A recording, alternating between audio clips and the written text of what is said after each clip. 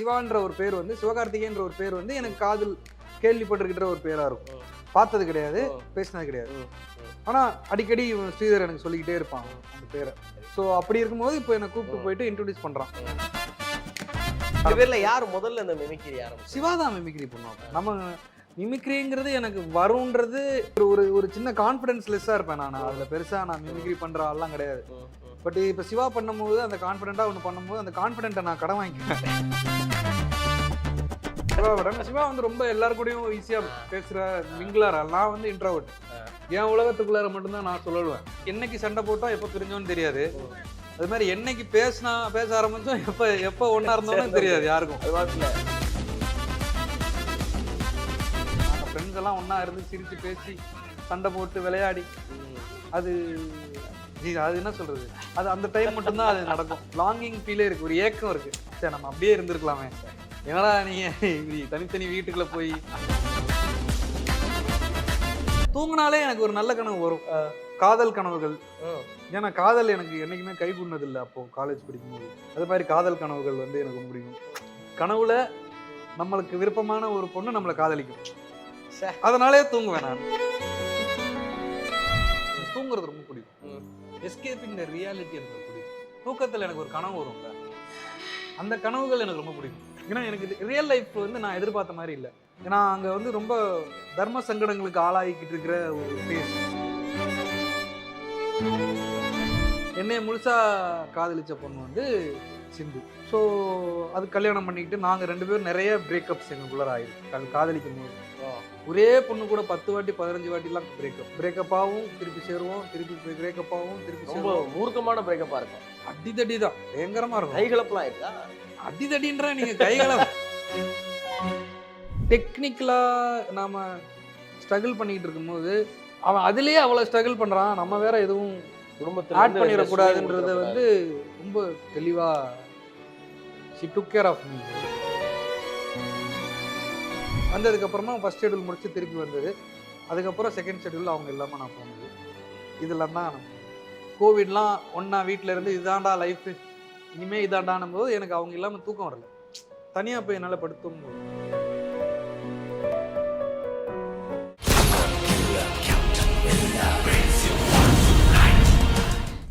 Anuj SHG Scratch Retiles.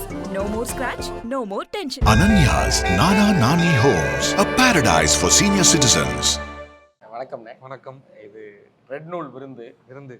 Arunraja Kamaraj அண்ணனாவே எங்களுக்கு எப்போதுமே ரொம்ப பிரியமான நபர் தான். பிரியமானவர்களுக்கு விருந்து கொடுக்கறதுங்கிறது நம்ம மரபு. சரி, அண்ணனை வந்து எப்போ ஓய்வா இருக்கீங்க அப்படின்னு கேட்டு ஒரு நல்ல வெள்ளிக்கிழமை நினைக்கிறது.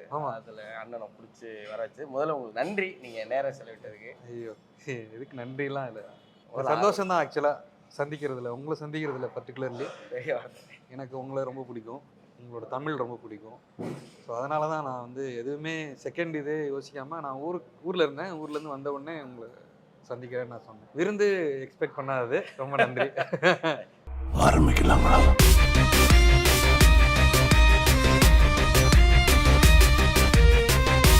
சில பேருக்குண்ணே நம்ம இருக்க இடத்துல நம்ம கவனிக்கப்படணும் அப்படிங்கிற ஒரு எண்ணம் இருக்கும். அவங்களாம் தான் பின்னாடி பெரிய ஆட்களா மாறி வந்திருக்காங்க, அது எல்லாருக்குமே இருந்திருக்கு. சில பேருக்கு வந்து என்ன இருந்திருக்குன்னா, என்னை யாரு கவனிக்கிறலாம் எனக்கு முக்கியம் கிடையாது, எனக்கு ஒன்று மாட்டுச்சுன்னா அதில் நான் சிறப்பாக செஞ்சிடணுங்கிறது. இது ரெண்டுல அருண்ராஜ் அண்ணா எந்த வகை? ரெண்டாவது. முதல் இது எனக்கு பிடிக்காது. நான் வந்து ரொம்ப இன்ட்ரோவர்ட். இல்லை, எனக்கு இதுதானே ஆச்சரியமா இருக்கு. ஒரு பக்கம் எல்லாத்துலேயும் கலந்துக்கிறது, சேட்டை பண்ணுறது, கிரிக்கெட் விளாடுறது, வம்புழுக்கிறது எல்லாம் பண்ணிட்டு இன்ட்ரோவர்ட்டா இருக்கிறதுங்கிறது. அது ஏன்னா என்னோட உலகம் ஒன்று இருக்குல்ல, அங்கே நான் கம்ஃபர்டபுளாக இருப்பேன். என் உலகம் தாண்டி ஒரு சின்ன ஒரு ஒரு ஒரு ஒரு ஒரு ஸ்டெப்பு வெளியே எடுத்து வச்சாலும் அங்கே நான் கம்ஃபர்டபுளாகவே இருக்க மாட்டேன். அப்போ என்னால் ஃப்ரீயாக இருக்க முடியாது. ஒப்பீனியன் இருக்குல்ல, நம்மளை வந்து ஒரு மதிப்பிடுறது. நான் அந்த மதிப்பிடுதல் வந்து எனக்கு பெருசாக உடன்பாடு இல்லை. இதனால இவன் இப்படின்னு யாரும் என்ன சொல்றது நான் விரும்ப மாட்டேன். இங்கிருந்து அடுத்து உங்கள் திரைப்பயணம் பற்றி எனக்கு ஒரு பெரிய ஆர்வம் இருக்கு. உங்களுடைய கல்லூரி பருவம் பற்றி நிறைய கேள்விப்பட்டிருக்கோம், நிறைய நீங்கள் பேசி கேட்டிருக்கோம். அதில் சொல்லாத விஷயங்களை தம்பிக்கா நீங்கள் பதிவு பண்ணணும்னு ரொம்ப விரும்பி கேட்டுக்கிறேன். ஆனால் சிவகார்த்திகேயனுடைய முதல் சந்திப்பு ஞாபகம் இருக்கா? ஐவி கிளம்புறோம். ஆனால் இந்தியா Pakistan match, world cup. Sachin 94ல் அவுட் ஆகிறாரு. அவுட் ஆனதுக்கப்புறம் தான் நான் ஊர்லேருந்து கிளம்புறேன். டிராவிட் இருந்து அடிச்சிட்டு இருக்காரு ம். ஜெயிக்க வைக்கிற மேட்ச்சுக்கு. சச்சின் அவுட் ஆயிட்டாரு. சச்சின் அடிச்சுட்டாங்க. ம். ஒரே கோவம் எனக்கு. பவுன்சர் போட்டு அவுட் எடுத்துட்டாங்க. அப்படியே வந்து கிளம்பி வந்து எங்க பஸ் அது 1 மணி நேரம் டிராவல் ஊர்ல இருந்து திருச்சிக்கு வர்றதுக்கு. ஐவி வந்து ஃபர்ஸ்ட் டைமா வெளிய டூர் அந்த College மாதிரி இருந்து, வீட்டை ஆமா. விட்டு போய் நானும் வெளியில டூர் போறேன்டான்னு எங்க வீட்டுல கேட்டு போய் கிளம்புறது. அது வரைக்கும் டூரே நான் போனதில்லை. அப்படியா? எங்கேயும் போனதில்லை. 11th படிக்கும்போது ஸ்கூல் டியூஷன்ல டூர் போயிருக்கோம் ம். கொடைக்கானல். ம். அவ்வளோதான். மற்றபடி வேற எங்கேயுமே போனதில்லை. கிளம்பி வந்துட்டு இருக்கேன். வந்து வண்டி இறங்குது. அங்கே ஒரு ஹோட்டல் இருக்கு. அந்த ஹோட்டல்ல வெயிட்டிங் ரூம் மாதிரி ஒன்று இருக்கு. அந்த வெயிட்டிங் ரூம்ல முன்னாடி வெயிட்டிங் ரூம்ல நான் உட்காந்துருக்கேன். சாப்பிட்றோம். சாப்பிட்டு முடிச்சுட்டு அப்படியே போகும்போது என் ஃப்ரெண்டு ஸ்ரீதர் வந்து என் கிளாஸ் ஃபர்ஸ்ட் செமஸ்டரில். செகண்ட் செமஸ்டரில் அவன் பி செக்ஷன் போயிட்டான். அவன் கூப்பிட்டு போகிறான். டேய் வாடா சிவா கூப்பிட்டு போய் இன்ட்ரடியூஸ் பண்ணி வைக்கிறேன். சிவாவை பற்றி அவன் வந்து எப்போ சொல்லுவான்னா ஃபர்ஸ்ட் செமஸ்டரில் சொல்லுவான் எனக்கு. ஃபர்ஸ்ட் செமஸ்டரில் நான் சிவா பார்க்க போகிறேன். சிவான்ற ஒரு பேர் வந்து சிவகார்த்திகேயன்ற ஒரு பேர் வந்து எனக்கு காதில் கேள்விப்பட்டிருக்கிற ஒரு பேராக இருக்கும். பார்த்தது கிடையாது, பேசினது கிடையாது. ஆனால் அடிக்கடி ஸ்ரீதர் எனக்கு சொல்லிக்கிட்டே இருப்பான் அந்த பேரை. எங்கள் கிளாஸ் கூட இருக்க மாட்டான்.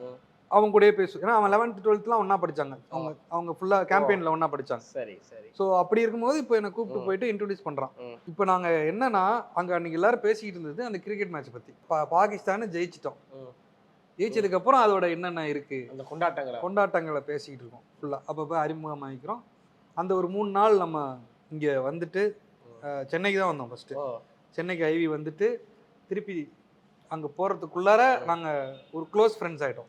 அந்த 3 நாள் வெளியூர் பயணம் உங்களை நெருங்கி. ஆமாம், ஒன்றாவே இருந்தோம்ல. ஒன்றாவே ஃபன் பண்ணி அப்போ மிமிக்ரி பண்ணுறது அது இதுன்னு சொல்லிட்டு அங்கேயே 2 பேர்ல யார் முதல்ல இந்த மிமிக்ரி ஆரம்பிச்சு? சிவா தான் மிமிக்ரி பண்ணுவோம். நம்ம மிமிக்ரிங்கிறது எனக்கு வரும்ன்றது ஒரு ஒரு ஒரு சின்ன கான்ஃபிடன்ஸ் லெஸ்ஸாக இருப்பேன் நான். அதில் பெருசாக நான் மிமிக்ரி பண்ணுற ஆள்லாம் கிடையாது. பட் இப்போ சிவா பண்ணும்போது அந்த கான்ஃபிடென்ட்டாக ஒன்று பண்ணும்போது அந்த கான்ஃபிடென்ட்டை நான் கடன் வாங்கிக்குவேன். அதை கடன் வாங்கிட்டு நான் கொஞ்சம் ட்ரை பண்ணுவேன். அது அது ஒரு கைத்தட்டு உங்களுக்கு அதுக்குள்ளார இழுத்துட்டு போயிடும். கண்டிப்பாக ஒரு கைத்தட்டு தான் வந்து நம்மளை ஒரு விஷயத்துக்குள்ளார இழுத்துட்டு போகும். இப்போ நம்ம அந்த மாதிரி அந்த கான்ஃபிடென்ஸை வாங்கிக்கிட்டு நம்ம ஒரு விஷயத்த பண்ணும்போது ஒரு கைத்தட்டு கிடைக்கும் போது அது இன்னும் அதிகமாக அதுக்குள்ளார இழுத்துட்டு போச்சு. ஸோ அந்த இதில் ஒரு பாண்ட் ஃபஸ்ட்டு மிமிக்ரியில் நாங்கள் க்ளோஸ் ஆனோம். அதுக்கப்புறமா நாங்கள் இன்னும் க்ளோஸ் ஆனது வந்து கிரிக்கெட் கிரவுண்டில் விளையாட ஆரம்பித்ததுலேருந்து லைக் ரொம்ப இப்போ இருக்கிற அந்த க்ளோஸ்னஸ் இருக்குல்ல அது வந்து அந்த இதில். ஏன்னா வெற்றியை வந்து 2 பேரும் சேர்ந்து நிறைய தடவை அது உருவாக்கியிருக்கோம். வெற்றிக்கு பிறகு உங்கள் 2 பேருடைய நடவடிக்கைகள் எப்படி இருக்கும்? தோல்விக்கு பிறகு 2 பேர் என்ன செய்யும்? ஒரே மாதிரி தான் இருக்கும். எங்களுக்கு அது ரொம்ப பிரச்சனை இல்லை. ஏன்னா எங்களுக்கு தெரியும் எதனால் தோத்தோன்னு. இதனால தான் தோத்தோன்னா அது அடுத்த வாட்டி மாற்றிக்கலாம்ல, அவ்வளோதான். ஏன்னா இந்த ஒரு மேட்ச் தான் கடைசி மேட்ச்னு எதுவுமே கிடையாது. ஸோ அடுத்தடுத்த மேட்சஸ் இருக்கும். அடுத்தடுத்து நாங்கள் அதில் நாங்கள் unbeatable team, computer science team. அங்கே ஒரே ஒரு டீம் இசி கூட டஃப்பாக இருக்கும், இஎன்டே கூட டஃப்பாக இருக்கும். கிரிக்கெட்டில் அந்த லப்பர் பால், அது டென்னிஸ் பால் மேட்ச் தான். அதாவது அவன் ஃபர்ஸ்ட் ஓவர் போடுவான், நான் செகண்ட் ஓவர் போடுவேன். அவன் 5 விக்கெட், நான் 5 விக்கெட். இந்த மாதிரி தான் நடக்கும் ஃபுல்லாக. 2 பேரும் இப்போ பேட்டிங் நான் விளாட மாட்டேன், அவன் நல்லா விளாடுவான். ஆமாம், எனக்கு பேட்டிங் பெருசாக வாய்ப்பு வராது. ஏன்னா நம்மளை விட நல்லா ஆடுற பசங்க போய் முடிச்சுட்டு வந்துடுவாங்க, மேட்சை முடிச்சுட்டு வந்துடுவாங்க. எனக்கு ஒரு ஓவர் நான் பேட்டிங்கே பிடிக்க விடுங்கடா என்ன அந்த மாதிரி இருக்கும். பட் ஒரு ஓவர் மேட்சே ஒரு ஆயிடுச்சு, ஒரு வா வீட்டுக்கு. ஆமாம், அது ஒரு பாசிட்டிவாக இருக்கும். இப்போ நம்ம பேட்டிங் கிடைக்கலையே நான் வருத்தப்பட்டது இல்லைனா ஜெயிச்சிருவோமே. பேட்டிங் கிடைக்காம தோத்துட்டோம்னு வச்சுக்கோங்க, அதனால தான் கொஞ்சம் நான் விளாண்டுருந்தேன்னா ஜெயிச்சிருவோம் அப்படின்ற ஒரு சின்ன ஒரு அல்ப எண்ணம் வந்து போவோம். அதெல்லாம் இல்லை, ஜெயிச்சிருவோம்ல. அதனால் அது எல்லாத்தையும் நம்ம பெருசாகவே எடுத்துக்க மாட்டோம். ஸோ கிரிக்கெட் வந்து எங்களை ரொம்ப ரொம்ப க்ளோஸ் ஃப்ரெண்ட்ஸ் ஆகிடுச்சு. ஏன்னா என்ன பண்ணும், எனக்கு என்ன வேணுன்றது தெரியும், என்ன பண்ணணுன்றது தெரியும், எப்படி பண்ணுவோங்கிறதும் தெரியும். ஸோ நம்ம என்ன சிந்திப்போம். ஸோ நிறைய you can understand people in sports ஃபீல்டில் வந்து நிறைய நீங்கள் உங்கள் மன ஓட்டங்கள் வந்து புரியும். அதை நம்ம ஈஸியாக கிராக் பண்ணிக்க முடியும். அங்கே தான் நமக்கு க்ளோஸ் ஃப்ரெண்ட்ஸ். இன்றைக்கி வரைக்குமே என் லைஃப்பில் என்னோடய க்ளோஸ் ஃப்ரெண்ட்ஸ் எல்லாருமே எனக்கு கிரிக்கெட் ஃபீல்டில் ஃப்ரெண்ட் ஆனவங்க தான். அது வந்து இது வந்து என்ன சொல்கிறது, நேச்சுரலி அப்படி தான் எனக்கு அமைஞ்சிருக்கு. கிரிக்கெட்னால ஃப்ரெண்ட்ஸ் ஆனவங்க தான் எனக்கு ஃப்ரெண்ட்ஸ் இன்னைக்கு வரைக்கும், டில் டேட். ஸ்கூல் சின்ன வயசில் சார்லஸ் நான் சொன்னேன்ல, சென்ட் ஜோசப்ல படிச்சுட்டு இருந்தான், நானும் அங்கே போய் அவனும் நானும் கிரிக்கெட் ஃப்ரெண்டில் தான், கிரிக்கெட்டில் தான் ஃப்ரெண்ட். நானும் கூட பேசாமல் கிரிக்கெட் கொண்டு போக வரலாம். அந்த இது நமக்கு எல்லாருமே. ஸோ என்னோட சைல்டுஹுட்லேருந்து இன்னைக்கு வரைக்குமே என்னோட க்ளோஸ் ஃப்ரெண்ட்ஸ் எல்லாருமே அங்கேருந்து தான் ஏர்ன் பண்ணியிருக்கேன்னு நினைக்கிறேன். எஸ்கேனுடைய நிறைய நேர்காணல் பார்க்கும்போது சரி, உங்களுடைய நேர்காணல் பார்க்கும்போது சரி, நாங்கள் வந்து பயங்கர பொசசிவாக இருப்போம் அப்படி இப்படின்லாம் நீங்கள் சொல்கிறதா வச்சு பார்க்கும்போது கல்லூரி காலங்களில் 2 பேரும் காதலர்கள் மாதிரி தான் சுற்றி வந்துருந்துருக்கீங்க அப்படியா? காதல் இருந்தது, பட் காதலர்கள் மாதிரி கிடையாது. அந்த காதல் இன்னைக்குமே இருக்கு. அது என்ன, காதலர்களை விட அதீத காதல் அது. அது உடல் சார்ந்த காதல் கிடையாது, உள்ளம் சார்ந்தது. ஆமாம், நட்பு சார். இந்த உள்ளம் சார்ந்த காதலில் தான் நிறைய பொசசிவ்னஸ் இருக்கும், ப்ரையாரிட்டி. எனக்கு முக்கியத்துவம். ஆமா, என்கிட்ட முதல்ல பேசு, நீ என்ன விட்டு அவன் பேசிக்கிட்டு இருக்கேன், அதெல்லாம் வரும். அது எனக்கு தான் அதிகம். சிவா வந்து ரொம்ப எல்லாரு கூடயும் ஈஸியா பேசுற மிங்கிளார. நான் வந்து இன்ட்ரோவர்ட். என் உலகத்துக்குள்ளார மட்டும்தான் நான் சொல்லுவேன். அப்ப பிரச்சனை தான், என் உலகம் இதான்னு நினைச்சு நான் உன் கூட மட்டும் சுத்திக்கிட்டு இருக்கேன், நீ இன்னும் எல்லாரு கூடயும் பேசிக்கிட்டு இருக்க. அப்படிதான் எனக்கு இருக்கும். அப்ப அதுவுமே தவறுன்றது ஒரு பாயிண்ட்டுக்கு மேல நமக்கு புரியும். அது அப்படி இல்லை, அது அவங்களோட பிஹேவியர், அவங்க கேரக்டர், அவங்க அப்படிதான் பழகியிருக்காங்க. நீ இப்படி பழகிருக்கேங்கிறதுக்காக உன்னோட இதை அவங்களுக்கு புகுத்தக்கூடாது. என்னதான் நீ உயிருக்கு உயிரான நண்பனா இருந்தாலும் அது உனக்கு அந்த நட்பையே கேள்வி கேட்குற ஃபீலுக்கு போயிடும்ன்றது தான் நான் ஒரு பாயிண்ட்ல லேட்டரான் புரிஞ்சுக்கிட்டது. அது புரிஞ்சுக்கிறதுக்கு ரொம்ப வருஷம் ஆச்சு. நிறைய நாங்க கோச்சுக்குவோம், பேசிக்க மாட்டோம்.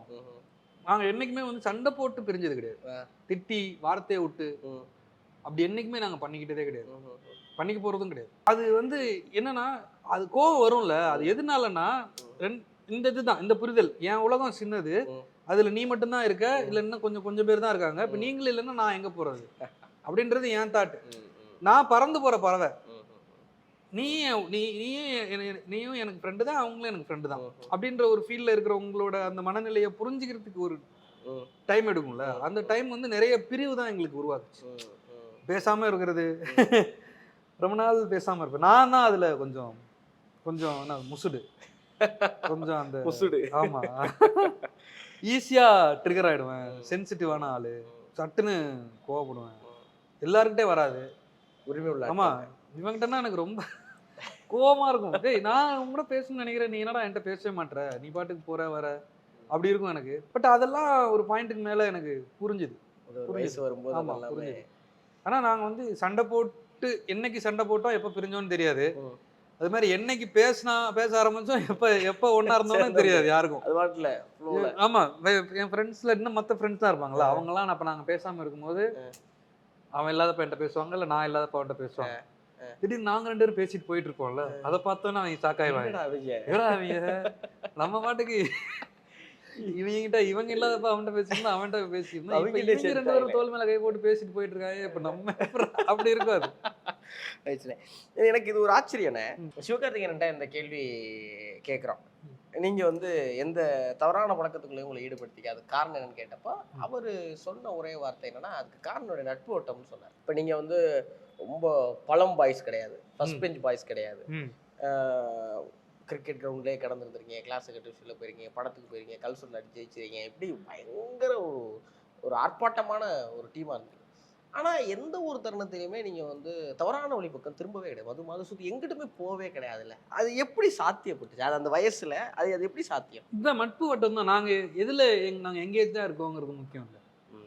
நாங்கள் பிஸியாகவே இருந்தோமே, நாங்கள் சும்மா ஏதோ ஒன்று பண்ணி டைம் கில் பண்ணணும்னு நினச்சிட்டு இருந்தோம்னா, எங்களுக்கு என்னென்ன ஆல்டர்னேட்டிவ் ரியாலிட்டி எஸ்கேப் ஆகி வேறு எதுக்குள்ளே போகலாம். எங்கள் ரியாலிட்டி அவ்வளோ பிடிச்சிருந்தது, நாங்கள் ஏன் அதில் எஸ்கேப் ஆகணும், நாங்கள் ஏன் வேறு எதுக்குள்ளார அடிக்ஷனுக்குள்ளார போகணும்.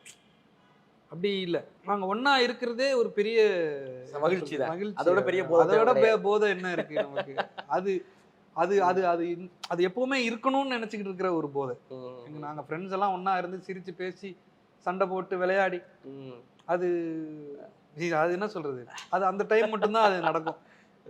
அதுக்காக இப்போ ஒரு பெரிய லாங்கிங் ஃபீலே இருக்கு, ஒரு ஏக்கம் இருக்கு. சரி, நம்ம அப்படியே இருந்திருக்கலாமே, என்னடா நீங்க இப்படி தனித்தனி வீட்டுக்குள்ள போய், ஒரே வீட்டுல இருந்தப்போ நாங்க அவ்வளோ ஜாலியா இருப்போம், இப்போ தனித்தனி வீட்டுல இருக்கோம், ஜாலியா இருக்கும், பட் அந்த ஒருங்கிணைந்த நெருக்கம் இல்லாத ஒரு இது இருக்கு. இது எப்பயுமே ஏதாவது எந்த ஒரு குழுவுலையுமே இவனாவது ஒருத்தர் எப்பயாவது ஒரு சூழல்ல இதை கிளப்பியிருப்பான்ல, மாப்பிள்ள சரக்கடிச்சு பார்ப்போமாடா, ட்ரை பண்ணுவோமாடா. யாருமே யாரையும் ஃபோர்ஸ் பண்ண மாட்டாங்க. இங்க பிரச்சனை என்னன்னா, இங்க யாருக்கு பிடிக்காத விஷயங்களை இங்க யார் மேலேயும் திணிக்க கூடாது. மெச்சூர்டான ஒரு நண்பர்களாவே இருந்திருக்கீங்க.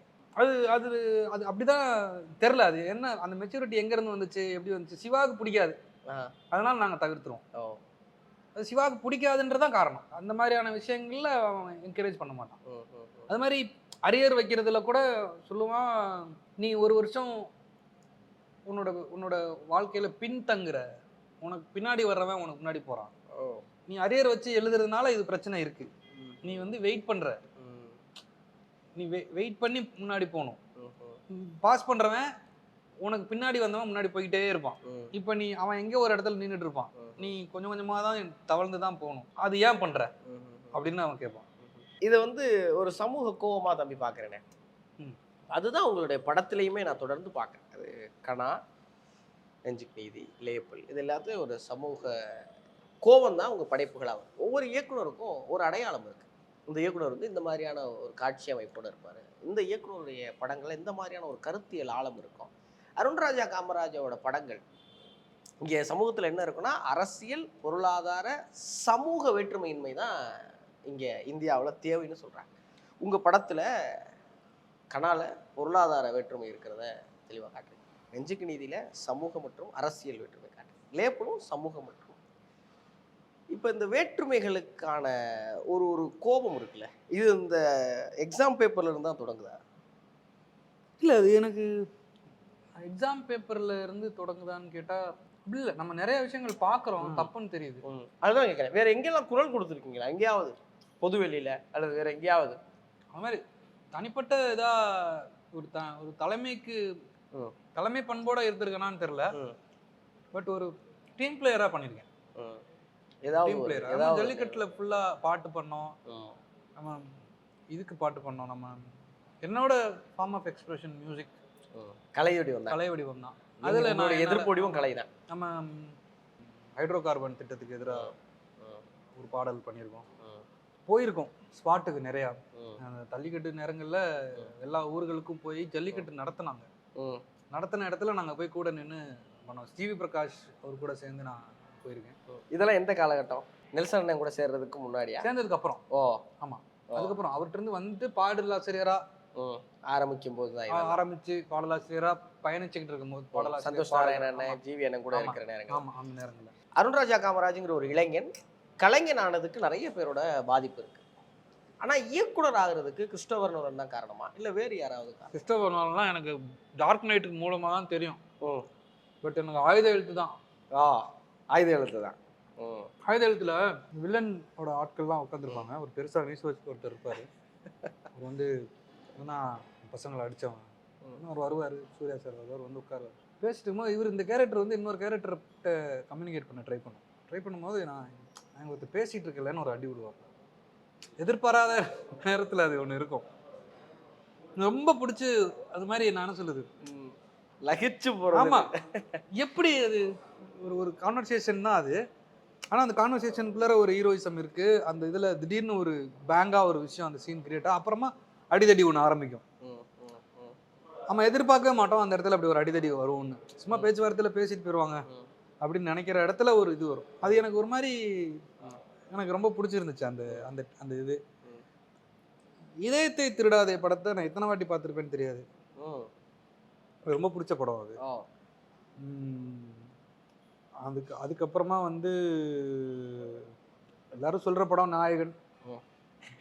அது எல்லாருமே சொல்கிற படம். அந்த படம் பார்த்துட்டு இப்படி ஒரு படம் நம்ம பார்த்ததுனால நமக்கு சினிமா மேலே ஒரு பெரிய ஈர்ப்பு அப்படின்னு எல்லாரும் சொல்லுவாங்க. எனக்கு பர்சனலி சினிமா டைரக்டர் அப்படின்ற ஒரு இது வந்து எங்கே தோணுச்சுன்னா ஆயுத எழுத்து பார்க்கும்போது. ஏன்னா அந்த வயசில் தான் நமக்கு ஒரு டிசிஷனுக்கான அந்த வயசு. தளபதி வந்து எப்போ போட்டாலும் நான் பார்ப்பேன். ராஜ் டிவியில் போடுவாங்க. மணிரத்னம் சார் தான் உங்கள் வாழ்க்கையில் ஒரு பெரிய இருவர் வந்து எனக்கு இப்போ போட்டாலும் நான் வந்து இந்த மாஸ்க்கு படத்தில் அவரோட வாய் இங்கே வந்து டங்குன்னு அடித்து நாக்கு உருண்டு ஓடி போய் பார்க்கணும்ல, அப்படி அந்த மாதிரி பார்ப்பேன் இருவர் படத்தை. அது எல்லாருமே அந்த படத்தில் எல்லாருமே இவங்க தான் சொல்ல முடியாது. அது எல்லாருமே அந்த படத்தில் அந்த படத்தை இந்த மாதிரி ஒரு ஃபீல் கிரியேட் பண்ணியிருப்பாங்க. கண்ணெல்லாம் வெளியே வந்துட்டு ஒரு எக்ஸைட்மெண்ட்டில் உல்ஃப் மாதிரி எல்லாம் போய் மாஸ்க்கு படத்தில் ஒன்று வரும். அந்த மாதிரி அதுக்கு ரியாக்ட் பண்ணி தான் பார்ப்பேன் அந்த படத்தை.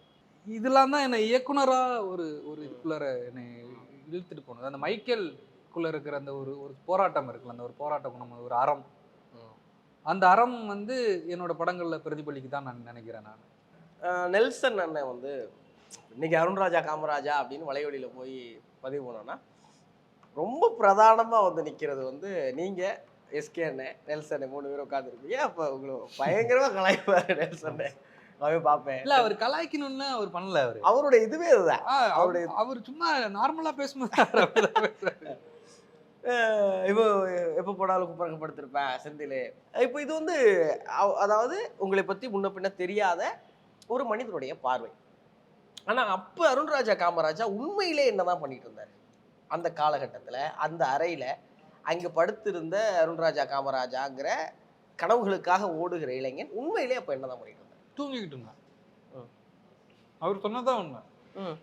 நான் எப்படின்னா காலேஜ் படிக்கும் போது நிறைய தூங்குவேன். எனக்கு தூங்குறது ரொம்ப பிடிக்கும். எஸ்கேப்பிங் த ரியாலிட்டி எனக்கு ஒரு பிடிக்கும். தூக்கத்தில் எனக்கு ஒரு கனவு வரும்ல, அந்த கனவுகள் எனக்கு ரொம்ப பிடிக்கும். ஏன்னா எனக்கு ரியல் லைஃப் வந்து நான் எதிர்பார்த்த மாதிரி இல்லை. ஏன்னா அங்கே வந்து ரொம்ப தர்ம சங்கடங்களுக்கு ஆளாகிக்கிட்டு இருக்கிற ஒரு ஃபேஸ், விரும்பத்தகாத நிகழ்வுகள் என்னோட வாழ்க்கையில் நடந்துகிட்டு இருக்கு. நான் அதனால என்ன பண்ணுவேன்னா தூங்குவேன். கனவுகள் எனக்கு ரொம்ப விருப்பமான கனவுகளா வரும். உண்மையாலுமே ஏற்படுத்திக்கிறீங்க நீங்க. ஆமா, இல்ல தூங்கினாலே எனக்கு ஒரு நல்ல கனவு வரும், தூங்கிடுவேன். அந்த கனவுகள் என்னெல்லாம் இருக்கும்? காதல் கனவுகள். ஏன்னா காதல் எனக்கு என்னைக்குமே கை கூடது இல்லை. அப்போ காலேஜ் படிக்கும் போது அது மாதிரி காதல் கனவுகள் வந்து எனக்கு ரொம்ப பிடிக்கும். கனவுல நம்மளுக்கு விருப்பமான ஒரு பொண்ணு நம்மளை காதலிக்கும், அதனாலே தூங்குவேன் நான். நிறைய தூங்கி இருக்கலாம் உங்களுக்கு. ஆமா, எழுப்பி விட்டாங்கன்னா கோவம் வரும் எனக்கு. இப்ப தாண்டா கையை கிட்ட வந்துச்சு, கனவுல கூட சேர விட மாட்டீங்கல்ல. கை அதுல அப்படி இல்லை. நான் என்னை பார்க்க என்கிட்ட கம்யூனிகேட் பண்ணுவாங்களே, என்னோட கான்வர்சேஷன், அதுதான் எனக்கு பிடிக்கும். ஆமா, ஒரு பொண்ணு கிட்ட பேசுறதே பெரிய பேசுறது எனக்கு ரொம்ப பிடிக்கும். அந்த பேச்சுல ஒரு இம்பார்ட்டன்ஸ் இருக்கும். நீங்க எப்பயுமே வாழ்க்கை முழுவதும் ஒரு ப்ரையாரிட்டிக்காக ரொம்ப. ஆமா, ப்ரையாரிட்டி எனக்கு. நான் 3வது புள்ள இல்ல, கடைசி குழந்தை. அப்ப உங்க வீட்டுல கடைக்குட்டிக்கான ப்ரையாரிட்டி உங்களுக்கு வந்து இருந்துச்சு, அதிகமா இருந்திருக்கு. அது வாழ்க்கை முழுவதும் வேணுங்கிற விருப்பம். அந்த அது எனக்கு ஒரு இடத்துல சிறு வயதுல இருந்து நான் ஒரு ப்ரையாரிட்டியில பழக்கப்பட்டுட்டேன். ஒரு வயதுக்கு மேல அந்த ப்ரையாரிட்டி எனக்கு இல்ல அப்படின்னப்போ அதுதான் ரியாலிட்டி எனக்கு மிஸ் ஆகுது. அந்த ரியாலிட்டி எனக்கு எஸ்கேப் ஆகுது. அந்த ப்ரையாரிட்டியை நான் மறுக்கப்படும் போது, இதே மாதிரி எனக்கு எல்லா இடங்கள்லயும் அந்த ப்ரையாரிட்டி மறுக்கப்படும் போது எனக்கு ஒரு மனசு வந்து தத்தளிக்குது, என்ன பண்ணணும்னு தெரியல. நான் இங்க இருந்து கொஞ்சம் நான் லீனியரா மறுபடியும் உங்க கல்லூரி பக்கம் திரும்புறேன். முதல் காதல் வரும்போது என்ன வயசுல? காதல்னு சொல்ல முடியாது, முதல் விருப்பம், ஒரு எதிர்ப்பால் மேல வருகிற ஒரு சின்ன ஈர்ப்பு. 9வது படிக்கும்போது, நான் 9th, அந்த அவங்க வந்து 10th. நான் சொன்னேன்ல, அது அவங்க வந்து எப்பவுமே வந்து நான் பள்ளிக்கூடத்துக்கு நான் இப்படி போவேன், அவங்க ஆப்போசிட்ல போவோம். அந்த ஒரு டெய்லி பாப்பம்மான்னு தெரியும். பள்ளிக்கூடம் எல்லாம் கிடையாது. இல்ல, எங்க தனி பள்ளிக்கூடம். நம்ம ஆண்கள் பெண்கள் தனித்தனி பள்ளிக்கூடங்கள். கொடுமையான விஷயம். அப்படி கொடுமை கிடுமைன்னா சொல்ல முடியாது. அதுவும் ஓகே தான், அதுவும் ஒரு நல்ல ஒரு ஃபீல் தான். நம்ம இப்படி பள்ளிக்கூடத்துக்கு போகும்போது அவங்க அப்படி பள்ளிக்கூடத்துக்கு போவாங்க. அந்த ஒரு அந்த கிராஸ் பண்ணி போகும்போது பார்க்குற யதார்த்த சந்திப்பு தான், அவ்வளோதான். அதுவே நமக்கு பயங்கர பட்டாம்பூச்சிகளை பறக்க விடும். அவங்க பார்த்ததுண்டா? அவங்களுக்கு நான் யாருன்னே தெரியாது. நான் ஒரு இதய முரளி தான். எப்பயாவது தெரியாதனமா பார்வை பட்டுட்டாலே நம்ம பறந்து பேசினது கூட கிடையாது. ஒரு வாரத்தோட பேசுறேன். ஏன்னா அவங்க 10th, நான் 9th. நான் பேசினது கூட கிடையாது. நம்ம வீட்டுல பேச போய் தம்பி தள்ளு பண்ணா. ஆமா, தம்பின்னு கூப்பிட்டுட்டா அதே மாதிரி என்னை அண்ணன் கூப்பிட்டாலும் எனக்கு ரொம்ப ஒரு மாதிரி வருத்தமா இருக்கும். வருத்தமா கோவமா? முதல்ல கோவம் இருந்தது, அது ஒரு பாயிண்ட்டுக்கு மேல வருத்தமா தான் மாறுச்சு. அது என்னன்னா, இந்த மாதிரி ஒருத்தன் இருக்கான், இவன் எங்க நம்ம மேல ஏதோ ஒரு எண்ணத்துல பேசிடுவானோன்ற ஒரு பயத்தினால என்ன அண்ணன் கூப்பிடுறது இருக்குல்ல, அப்படி என்னைய பார்க்கும்போது எனக்கு கோவம் வரும். எனக்கு பிடிக்காது. இப்போ நான் வந்து நீங்க விரும்புற மாதிரியான ஒரு தோற்றத்துல இருந்திருந்தா என்ன அண்ணன் கூப்பிட்டுருப்பீங்களா? இப்போ நீ என் தோற்றத்தை வச்சு தானே என்ன அண்ணன் கூப்பிடுற. எனக்கு நான் வந்து என்ன, நீ விரும்புற மாதிரியான தோற்றத்துல நான் இல்லை, அதனால நீ என்னை நிராகரிக்கிற. என் நண்பரா பார்க்கலாம், ஏன் நண்பனா உங்களால பார்க்கவே முடியாதா அப்படின்ற ஒரு கோபம் எனக்கு வரும். ஏன் அந்த நண்பனா இருக்கிறதுக்கு எனக்கு தகுதி இல்லையா? நீ அண்ணன்னு சொல்லிட்டு தான் நீ என்னை கூட வச்சுக்கணுமா, என்கிட்ட பழகணுமா இப்படின்றது எனக்கு இருந்தது ஆரம்ப காலகட்டத்தில். ரொம்ப ரொம்ப ரொம்ப எனக்கு கோவம். ஏன்னா என்னை அண்ணன் கூப்பிட்டுட்டு எனக்கு ஒரு 4 வருஷம் பெரிய பையனெல்லாம் வந்து ஹாய் டார்லிங், ஹாய் பேபி அப்படின்னு கூப்பிட்டா. காதலரா இருந்தா பிரச்சனை இல்லை, உங்களுக்கு புரியுதா? நீங்க ஃப்ளர்ட் பண்றீங்க அங்க. நீ எதன அடிப்படையில என்ன புறத்தோற்றத்துக்காக நீ புறக்கணிக்கிறேன். புறக்கணிக்கிற? என்னோட புறத்தோற்றத்துக்காக நீ வந்து என்னை வந்து புறக்கணிக்கல, என்னை அவமானப்படுத்துற. அதான் நீ எல்லாம் என் பக்கத்துல வந்துடக்கூடாது, நீ என்கிட்ட பேசிடக்கூடாது, நீ உனக்கு எந்த விருப்பமும் என் மேல ஏற்பட்டுறக்கூடாது அப்படிங்கிறதுக்காக நீ அண்ணன் கூப்பிடுறியா அப்படின்னு ஒரு இது வரும். அது எனக்கு ரொம்ப இதுவாக தம்பின்னு சொல்லிட்டாலும் எனக்கு பிரச்சனை இல்லை, தம்பிங்கிறது கூட பிரச்சனை இல்லை.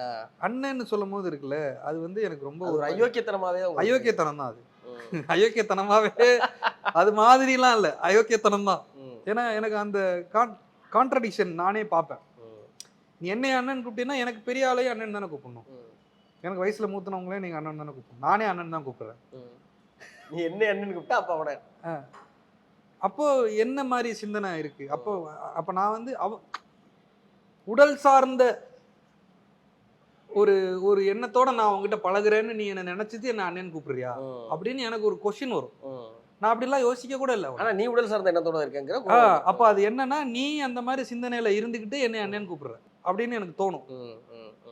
அதுக்கப்புறமா சரி ஓகே போ, உன்கிட்ட உன்னையெல்லாம் உனக்கு உட்காந்து பள்ளிக்கூடத்தை சொல்லி கொடுக்குறதா என் வேலை, இது இப்படி சிந்திக்கணும் அப்படி சிந்திக்கணும்ட்டு அப்படி ஒரு மைண்ட் செட் எனக்கு வந்துடும். நான் அப்படியே கடந்து போயிடுவேன். இப்போலாம் எனக்கு வயசாயிடுச்சு, அதனால அங்கிள்னு கூப்பிட்ற வயசுக்கு வந்துட்டோம். இனிமேல் அண்ணன் கூப்பிட்டா சந்தோஷம் தான்.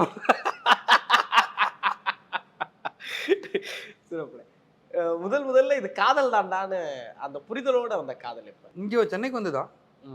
சென்னைக்கு வந்தேன். அதுக்கு முன்னாடிலாம் நிறைய சூடோ லவ்ஸ் தான். One side Murali.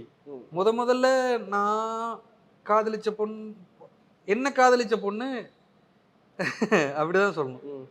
என்னைய முழுசா காதலிச்ச பொண்ணு வந்து சிந்து. ஸோ அது கல்யாணம் பண்ணிக்கிட்டு நாங்கள் 2 பேரும் நிறைய பிரேக்கப்ஸ் எங்களுக்குள்ளார ஆயிருக்கு. காதலிக்கும் போது ஒரே பொண்ணு கூட 10 வாட்டி 15 வாட்டிலாம் பிரேக்கப் ஆகும், திருப்பி சேருவோம், திருப்பி பிரேக்கப் ஆகும், திருப்பி சேருவோம். மூர்க்கமான பிரேக்கப்பா இருக்கும். அடிதடி தான், பயங்கரமா இருக்கும். கைகலப்பெல்லாம் இருக்கா? அடிதடின்ற நீங்க கைகளை அது ஒரு என்ன சொல்றது, வாழ்வின் ஒரு மிகப்பெரிய அடிதடி தான். அப்புறமா வந்து அது நடந்த மாதிரியே நாங்க பிஹேவ் பண்ண மாட்டோம். அதே எஸ்கே அண்ணனுக்கு உங்களுக்கு உள்ள சம்பவம். ஆமா ஆமாமா, உங்க அன்பு எல்லார்கிட்டயும் அதே மாதிரிதான் இருந்தது. ஆமா, எஸ்கேட் எல்லாம் வந்து நான் என்னன்னா பேசாம இருந்துக்கிறது, அப்புறம் குடிக்கிறது. அதாவது வார்த்தை கூட நான் பேச மாட்டேன். 2 பேரும் வலுத்த வார்த்தைகள் பேசிக்க கூட மாட்டோம். சொல்றேன், தடிச்சு வார்த்தைகள் கூட வராது. பிடிக்கலன்னா கோவம் வந்துருச்சா பேசுறதே தவிர்த்துக்குவோம். பட் இங்க அப்படி கிடையாது, அடிதடி. ஒரு என்ன சொல்றது, அது அந்த மாதிரி. அப்புறம் ஒரு பாயிண்ட்ல வந்து 2 பேருக்குமே புரிஞ்சுது, என்னதான் சண்டை போட்டாலும் 2 பேரும் இல்லாம இருக்க முடியல. அதுதான் அந்த புரிதலோட கூடிய காதல் இல்லையா?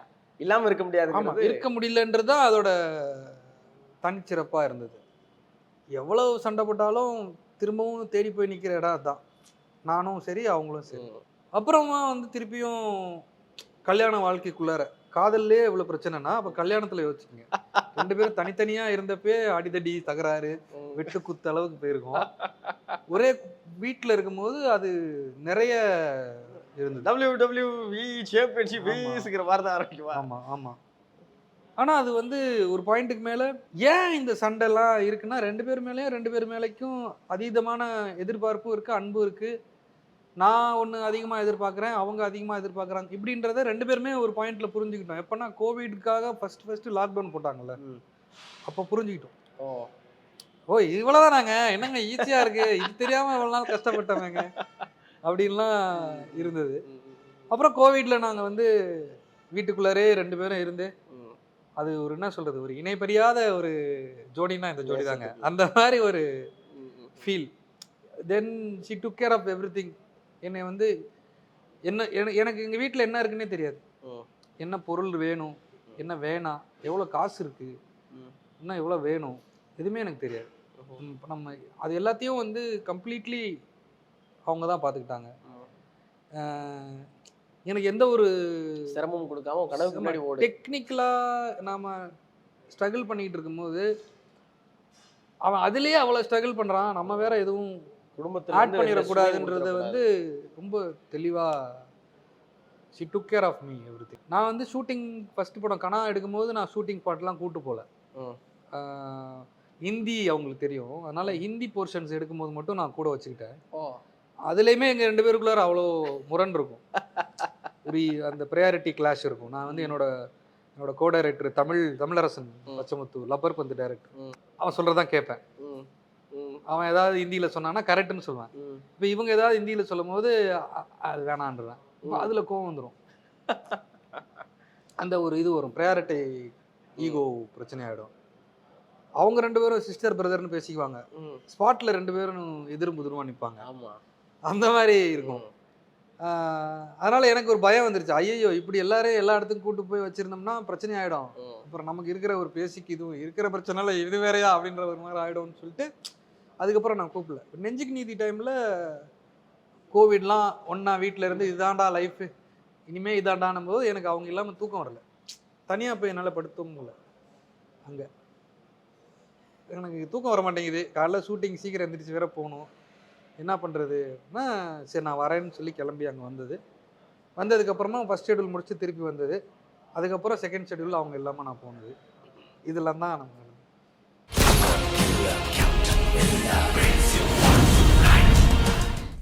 Anuj SHG Scratch Retiles.